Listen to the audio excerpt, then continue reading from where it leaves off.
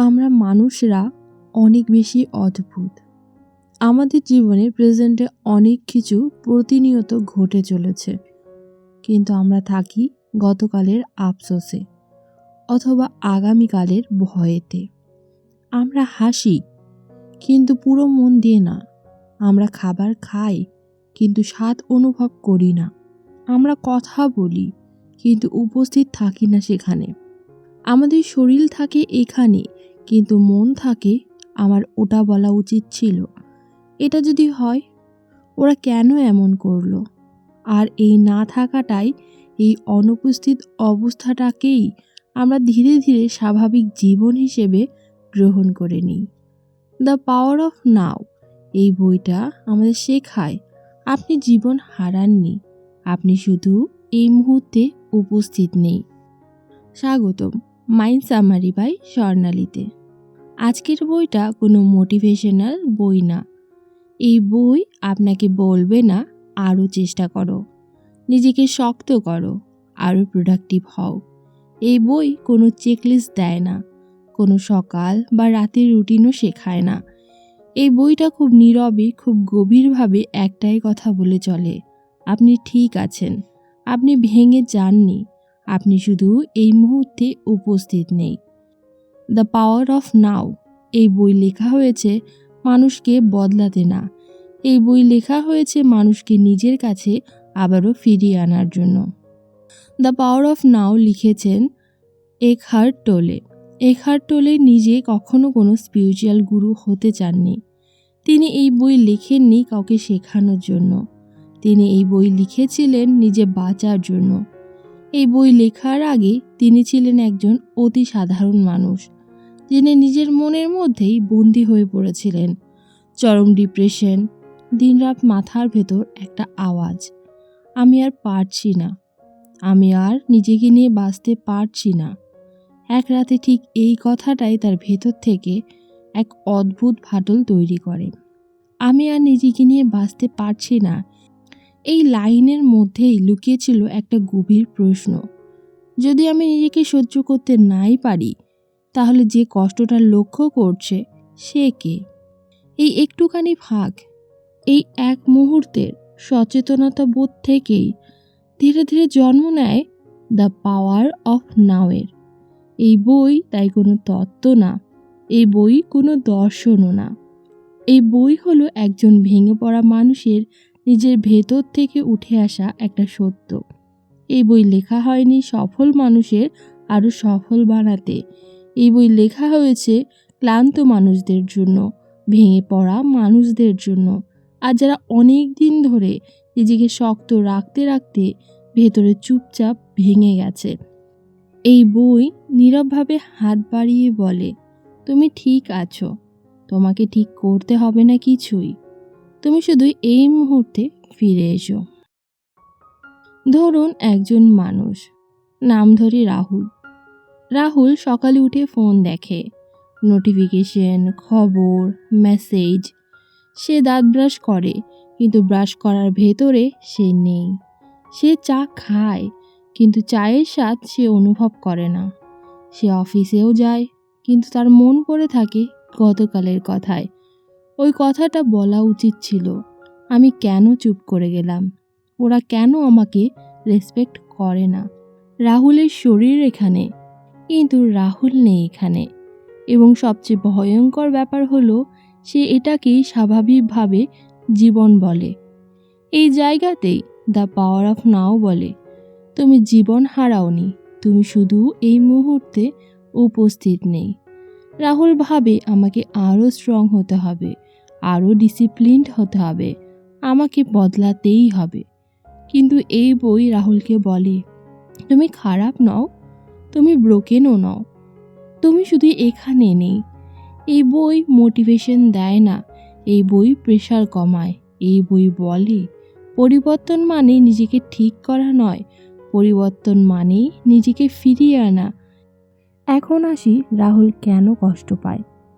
রাহুল ভাবে, আমার বস খারাপ, আমার রিলেশনশিপ ঠিক না, আমার জীবনই খারাপ। কিন্তু বই বলে, কষ্টের মূল কারণ এইসব ঘটনা না, কষ্টের মূল কারণ হলো সময়।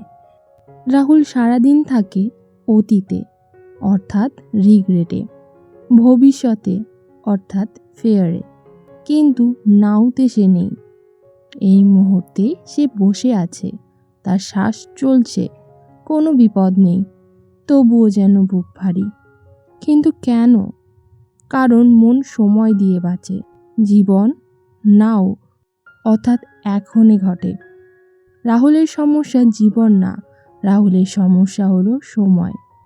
একদিন সন্ধ্যায় রাহুল একা বসে আছে, কিচ্ছু হয়নি, কিন্তু হঠাৎ মনে পড়ল ও আমাকে অসম্মান করেছিল। সঙ্গে সঙ্গে বুক টান টান, রাগ, অপমান। এই কষ্টটা কি এখন ঘটছে? না, এই কষ্টটা চিন্তার মাধ্যমে হচ্ছে। এই বই এখানেই বলে তুমি তোমার মন নও, মন একটা যন্ত্র। কিন্তু রাহুল এতদিন ধরে নিজের মনকেই নিজের পরিচয় বানিয়ে ফেলেছে। তার ইগো মাইন্ড বলে আমার কষ্টটা দেখো, আমার গল্পটা ভুলে যেও না। কিন্তু রাহুল এই গল্প না। রাহুল লক্ষ্য করে একই ধরনের মানুষ বারবার তাকে কষ্ট দেয়, একই ধরনের কথায় সে বারবার ভেঙে পড়ে। এই বই বলে এটার নাম হলো পেইন বডি। পেইন বডি মানে ছোটবেলার অপমান, অবহেলা, ব্যর্থতা, ভয়, আমি যথেষ্ট না, এই বিশ্বাস। এই সব কিছু একসাথে হয়ে রাহুলের ভেতরে একটা কষ্টের শক্তি তৈরি করেছে। এই পেন বডি কষ্ট চায়, কারণ কষ্টেই সে বাঁচে। কিন্তু বই খুব স্পষ্ট করে বলে যে পেন বডি শত্রু না, পেন বডি খারাপও না, পেন বডি অচেতন। রাহুল তখন প্রথমবার নিজের কষ্টকে অবজার্ভ করে। বুকে চাপ লাগছে, গলা ভারী, কোনো গল্প না, কোনো ব্লেম না, পেন বডি ধীরে ধীরে দুর্বল হয়। এই প্রথমবার রাহুল কষ্টের জন্য যুদ্ধ না করে কষ্টকে দেখে। রাহুল একদিন হঠাৎ খেয়াল করে যে তার জীবনে আসলে খুব কম জিনিসই এখন ঘটে। অফিসে বসে সে ভাবে এই কাজটা শেষ হলে আমি শান্ত হব। বাড়িতে গিয়ে সে ভাবে এই সমস্যাটা মিটলে আমি সুখী হব। কিন্তু সমস্যা একটার পর একটা আসতেই থাকে, শান্তি আর আসে না। এই বই এখানে খুব কঠোর একটা সত্যি বলে, অতীত নেই, ভবিষ্যৎ নেই, আছে শুধু এই মুহূর্ত বা নাও। রাহুল প্রথমবার এই কথাগুলো শুনে বিরক্ত হয়। তার মনে হয় এগুলো কথা, বাস্তবে কি হবে? একদিন সন্ধ্যায় সে এক কাপ চা বানায়, আগের মতোই, হাত চলে গেছে ফোনের দিকে। কিন্তু হঠাৎ সে থামে। সে চায়ের গন্ধ লক্ষ্য করে, কাপের গরম স্পর্শ, চায়ের রং। এই প্রথমবার সে চায়ের কাপের ভেতরে ছিল, কিন্তু ম্যাজিক্যাল কিছুই হয়নি। কিন্তু একটা জিনিস হলো, মাথার শব্দগুলো যেন একটু কমলো। এই বই এখানেই শেখায় নাও মানে কিছু আলাদা করা না, নাও মানে যেটা করছেন সেটার ভেতরে বিরাজমান থাকা। রাহুলের একটা সম্পর্ক ছিল, সে খুব ভালোবাসতো, কিন্তু ভেতরে ভেতরে সে চাইতো অ্যাটেনশন, রিঅ্যাসুরেন্স, আমি গুরুত্বপূর্ণ, এইসব প্রমাণ। যখন সে সেটা পেত না, সে ভেতরে ভেতরে কষ্ট পেত। সে বলতো তুমি বদলে গেছো। এই বই রাহুলকে খুব নীরবভাবে বলে যে ভালোবাসা চাওয়া মানে ইগো, আর ভালোবাসা দেওয়া মানে প্রেজেন্স। রাহুল প্রথমবার বুঝতে পারে সে মানুষকে ভালোবাসেনি, সে নিজের শূন্যতা ভরাতে চেয়েছিল মাত্র। একদিন সে কথা বলার সময় শুধু শুনতে থাকে, উত্তর দিতে না, প্রমাণ করতে না, বাঁচতে। এই প্রথমবার কথোপকথনে একটা নীরব শান্তি আসে। এই বই বলে আপনি যখন নাওয়ে থাকেন, আপনি আর কাউকে ব্যবহার করেন না। ভালোবাসা তখন আর বোঝা হয় না, ভালোবাসা তখন নিরাপদ হয়ে ওঠে। রাহুল কাজ করে ভবিষ্যতের জন্য। সে ভাবে এই প্রমোশন হলে, এই টাকা হলে, এই রেকগনিশন হলে। কিন্তু চাপ আর কমে না। এই বই রাহুলকে কাজ করতে বারণ করে না। এই বই বলে কাজ করো, কিন্তু নিজেকে প্রমাণ করতে যেও না। একদিন রাহুল সিদ্ধান্ত নেয় যে সেই কাজটা করবে পুরো মন দিয়ে, কিন্তু ফলাফল নিয়ে লড়বে না। সে লক্ষ্য করে যে কাজ আর ভারী লাগে না। এই বই তখন বলে, যখন আপনি কাজকে নাওয়ে আনেন, কাজ প্রার্থনা হয়ে যায়। কাজ তখন আর ইগোর খেলা থাকে না, কাজ তখন শুধুমাত্রই উপস্থিতি। চলুন জেনে নিই রাহুলের কষ্টকে কিভাবে দেখে। আগে যখন রাহুল কষ্ট পেত, সে পালিয়ে যেত। ফোন, সিরিজ, ঘুম, নিজেকে দোষ দেওয়া। এই বই তাকে নতুন একটা কাজ শেখায়, কষ্টকে অ্যালাউ করা।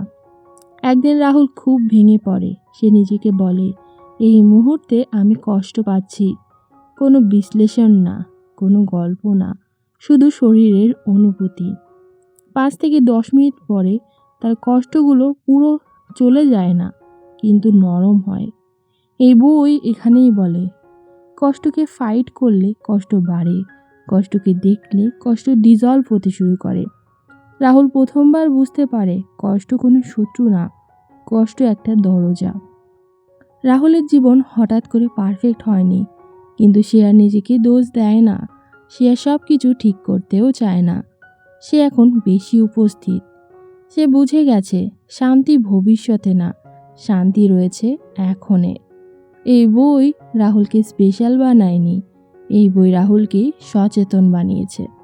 রাহুল সবসময় একটা কথা বলতো যে সময় নেই, সময় নেই নিজের জন্য, সময় নেই শান্তির জন্য, সময় নেই ভাবনার জন্য। কিন্তু একদিন সে থেমে তাকে প্রশ্ন করে, সময়টা আসলে কোথায়? এই বই এখানে খুব ধীরে একটা বিষয় বোঝায়। সময় দু রকমের হয়, একটা ক্লক টাইম আর একটা সাইকোলজিক্যাল টাইম। ক্লক টাইম দরকার, রাহুলকে অফিসে যেতে হয়, মিটিং ধরতে হয়, ডেডলাইন মেটাতে হয়। কিন্তু সাইকোলজিক্যাল টাইম, এটাই তাকে ভেঙে দিচ্ছিল। সাইকোলজিক্যাল টাইম মানে, আগে এমন ছিল, পরে যদি এমন হয়। আমার জীবনটা অন্যরকম হওয়া উচিত ছিল। রাহুল লক্ষ্য করে এই ভাবনাগুলো এই মুহূর্তে কোনো সমস্যা মেটাচ্ছে না, কিন্তু এই ভাবনাগুলোই তার বুক ভারী করে তুলছে। এই বই এখানেই বলে, সময় ব্যবহার করো, কিন্তু সময়ের ভেতরে বাস করো না। রাহুল ধীরে ধীরে শেখে, বর্তমানকে ভবিষ্যতে সিঁড়ি বানালে বর্তমান আর কখনো বাসযোগ্য থাকে না। রাহুল সবসময় ভাবত, আমি এত কেন কষ্ট পাই? এই বই তাকে একটা অস্বস্তিকর সত্য দেখায়। মানুষ কষ্টে অভ্যস্ত, কারণ কষ্ট ইগোকে পরিচয় দেয়। রাহুল বুঝতে শুরু করে তার পরিচয়ের বড় একটা অংশ আমার সাথে খারাপ হয়েছে, আমাকে কেউ বোঝেনি, আমি ভুক্তভোগী। এই পরিচয়টা খুব পেইনফুল, কিন্তু খুব পরিচিত। এই বই বলে, অনেক মানুষ সাবকনসিয়াসলি নিজের কষ্টকে ধরে রাখে, কারণ কষ্ট ছেড়ে দিলে আমি কে, এই প্রশ্নটা উঠে আসে। একদিন রাহুল নিজেকে প্রশ্ন করে, আমি কি এই কষ্ট, নাকি আমি কষ্টকে দেখছি? এই প্রশ্নটাই তার জীবনে একটা ফাঁক তৈরি করে দেয়। এই ফাঁকেই পেন আলাদা হতে শুরু করে। রাহুল আগে ভাবতো অ্যাকসেপ্টেন্স মানে হাল ছেড়ে দেওয়া, মানে এটাই আমার ভাগ্য, আমি কিছু করতে পারবো না। কিন্তু এই বই খুব পরিষ্কার করে যে অ্যাকসেপ্টেন্স মানে হার মানা না, অ্যাকসেপ্টেন্স মানে বাস্তবকে অস্বীকার না করা। একদিন রাহুল খুব ক্লান্ত, কিন্তু সে নিজেকে বলে, এই মুহূর্তে আমি ক্লান্ত। সে নিজেকে আর পুশ করে না, নিজেকে লজ্জাও দেয় না। এই অনেস্টিতেই তার শরীর একটু নরম হয়। এই বই বলে, যেটা অস্বীকার করো সেটা আরও বাড়ে, যেটা মেনে নাও সেটা বদলাতে শুরু করে। রাহুল শেখে অ্যাকসেপ্টেন্স আসলে পরিবর্তনের একটা সূত্রপাত। রাহুল কোথায় শক্তি পায়? রাহুল আগে জানতো যে শক্তি মানে আরও চেষ্টা, আরও কন্ট্রোল, আরও চাপ। এই বই তাকে উল্টোটা শেখায়। প্রেজেন্স মানে এফোর্ট না, প্রেজেন্স মানে রেজিস্ট্যান্স ছাড়া থাকা। সে একদিন হাঁটে, কিন্তু কোথাও পৌঁছানোর জন্য নয়। সে শুধু হাঁটার ভেতরেই থাকে, পায়ের স্পর্শ, শ্বাস। এই সময় তার মাথা শান্ত। এই বই বলে, আপনি হাঁটছেন, হাঁটার ভেতরে থাকুন। আপনি কথা বলছেন, শোনার ভেতরে থাকুন। রাহুল বুঝতে পারে শক্তি আসে না জোর থেকে, শক্তি আসে উপস্থিতি থেকে। রাহুল তার পুরনো সম্পর্কের দিকে তাকায়। সে বুঝতে পারে সে প্রেমে পড়েছিল নিজেকে পূর্ণ করতে, কিন্তু দুটি অসম্পূর্ণ মানুষ একজন আরেকজনকে পূর্ণ করতে পারে না। ফলাফল, অভিযোগ, অভিমান, ভয়। এই বই বলে ইগো ভালোবাসা চায়, প্রেজেন্স ভালোবাসা দেয়। রাহুল নতুনভাবে সম্পর্ককে দেখতে শেখে। সে আর সব সময় ঠিক হতে চায় না, সে আর সব সময় বোঝাতেও চায় না, সে শুধু উপস্থিত থাকে। এই উপস্থিতিতেই কথা নরম হয়, ভালোবাসা হয় আরও নিরাপদ। রাহুল কিভাবে না জেনেই শেখাচ্ছিল। রাহুলের একটা ছোট ছেলে আছে। সে ভাবে আমি ওকে ভালো মানুষ বানাবো, আমি ওকে সঠিক শিক্ষা দেব। কিন্তু এই বই সেখানেই রাহুলকে থামিয়ে দেয়। এই বই বলে শিশু শেখে না আপনি কি বলছেন, শিশু শেখে আপনি কিভাবে থাকেন। রাহুল লক্ষ্য করে সে ছেলের সঙ্গে বসে থাকে, কিন্তু তার ফোনে চোখ থাকে। সে মাথা নেড়ে বলে হ্যাঁ শুনছি, কিন্তু সে আসলে সেখানে নেই। একদিন সে ফোনটা নামিয়ে রাখে, সে ছেলে চোখের দিকে তাকায়। সে পুরো মন দিয়ে শোনে, কিছু বড় কথা বলে না, সে কিছু উপদেশও দেয় না, কিন্তু ওই কয়েক মিনিটে ছেলের চোখে একটা আলাদা নিরাপত্তা আসে। এই বই তখন বলে প্রেজেন্সই সবচেয়ে বড় শিক্ষা, প্রেজেন্সই সবচেয়ে বড় গিফট। রাহুল বুঝতে পারে সে যেটা দিতে চাইছিল তা শব্দে না, তা রয়েছে তার উপস্থিত থাকার মাধ্যমে। রাহুল অনেক দিন ধরে ভাবছিল আমার পারপাসটা কি। এই বই এখানে খুব নীরবে বলে যায় পারপাস মানে আলাদা কিছু না, পারপাস মানে এখনকার কাজটা পুরো মন দিয়ে করা। রাহুল আগে কাজ করত, কিন্তু ভবিষ্যতের জন্য। এই বই তাকে শেখায় ভবিষ্যৎ কখনো আসে না, সব সময় এখন বা নাও ইম্পর্টেন্ট। রাহুল একদিন কাজ করতে বসে, কিন্তু নিজেকে প্রমাণ করতে না, সে শুধু কাজটাকেই করে। এই প্রথমবার কাজে যেন একটা আলাদাই শান্তি আসে। এই বই বলে কাজ করো, কিন্তু কাজ দিয়ে নিজেকে মেপো না। রাহুল বুঝতে পারে পারপাস খুঁজতে হয় না, পারপাস প্রকাশ পায় তার প্রেজেন্সের মাধ্যমে। সাইলেন্স, যেটা শব্দের আগেও ছিল। রাহুল আগে ভাবত শান্তি মানে সব সময় মিটে যাওয়া। এই বই তাকে অন্য জায়গায় নিয়ে যায়। একদিন সে চুপ করে বসে আছে, কিছুই করছে না, কিছু ভাবতে চায় না, শুধু সে শ্বাস লক্ষ্য করে। কিছুক্ষণ পর সে টের পায় শব্দের নিচেও একটা স্থিরতা। এই বই তাকে বলে নীরবতা মানে শব্দে না থাকা না, নীরবতা মানে শব্দের নিচের উপস্থিতি। এই নীরবতা রাহুলের জন্য নতুন না, এই নীরবতা তার সবসময়ই ছিল, সে শুধু জানতো না। এই নীরবতাই তার আসল ঘর। রাহুল মৃত্যুর কথা ভাবলেই ভয় পেত। সে ভাবত সব শেষ হয়ে যাবে। এই বই মৃত্যু নিয়ে ভয় দেখায় না, এই বই খুব শান্তভাবে তাকে বলে মৃত্যু শরীরের, মৃত্যু ইগোর, কিন্তু আপনি চেতনা। রাহুল বুঝতে পারে যেটা জন্ম নেয়নি সেটা মরেও না। এই উপলব্ধি তার জীবনে তাড়াহুড়ো কমায়। সে বুঝতে পারে সব কিছু ধরে রাখার কোনো দরকার নেই। এই বই বলে মৃত্যু জীবনের শত্রু না, মৃত্যু জীবনের শিক্ষক। চলুন দেখে নেই রাহুল কিভাবে এখন বাঁচে। এই বই কোনো কঠিন সাধনা দেয় না। এই বই বলে দিনে কয়েকবার থামো বা পজ নাও, শরীরকে অনুভব করো, নাও বা এখনই ফিরে এসো।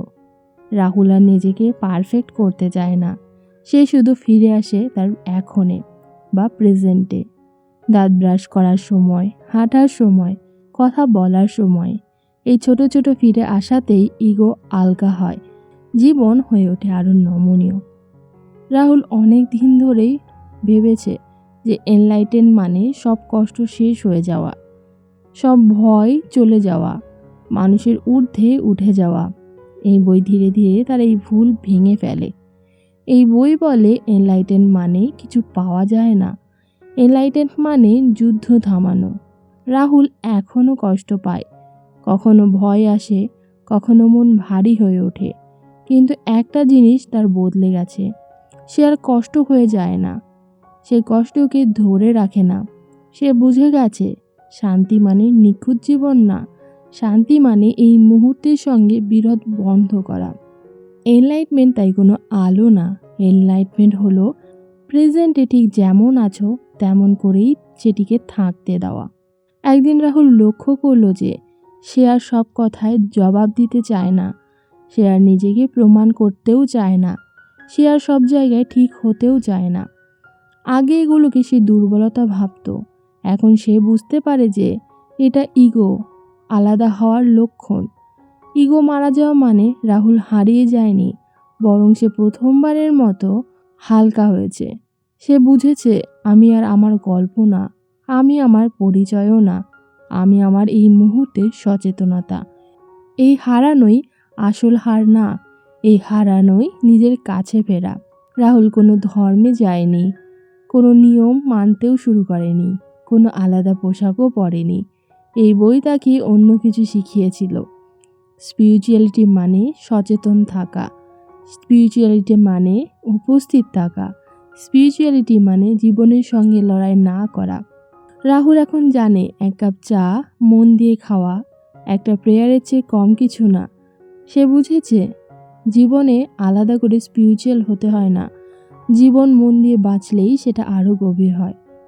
ভয় এখনও আসে, কিন্তু রাহুল লক্ষ্য করে ভয় কখনো এখনে থাকে না।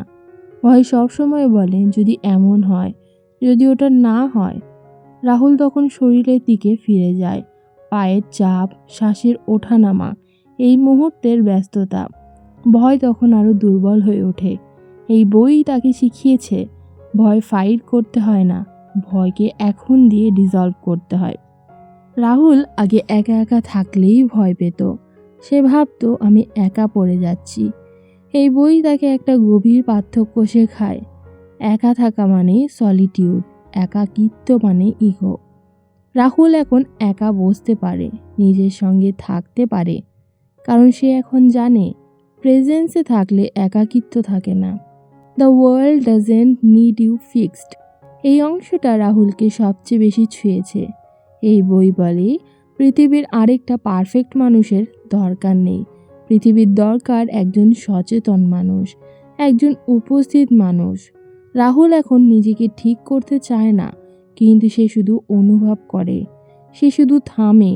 এই থামাটাই তার সবচেয়ে বড় পরিবর্তন।